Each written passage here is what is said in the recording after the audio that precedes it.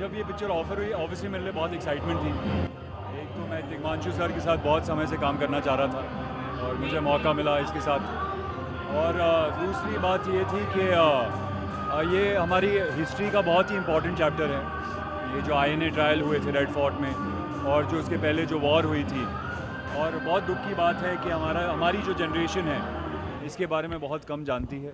और मेरा होप है कि ये पिक्चर के थ्रू लोग इसके बारे में जाने कि किस तरह की सैक्रिफाइसेस इन लोगों ने किए थे हमारे देश की आज़ादी के लिए।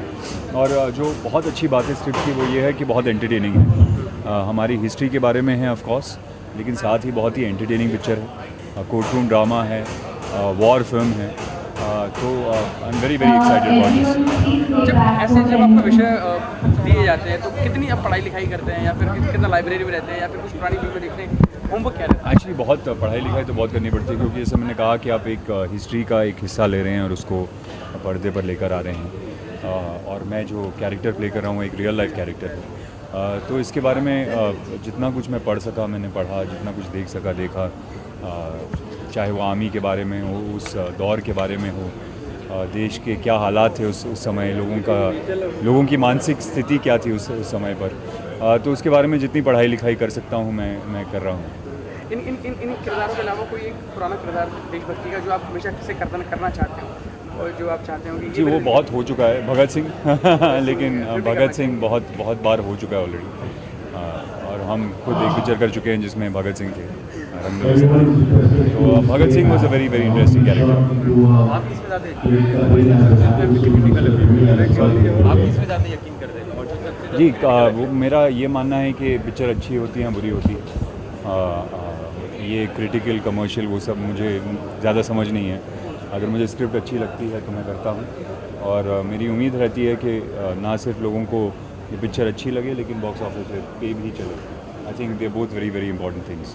क्योंकि कुणाल, इंडस्ट्री इतनी रिस्पेक्टेड फ्रेटर्निटी है, यहाँ पे सभी लोग एक दूसरे का इतना सम्मान करते हैं, सहयोग करते हैं जी। तो अभी सलमान खान ने कहा है कि जब वो थके हारे बाहर निकलते हैं सुल्तान की शूटिंग के दौरान तो ऐसा लगता है उनका रेप कर दिया गया।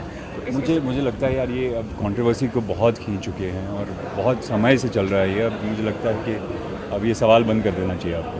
चलिए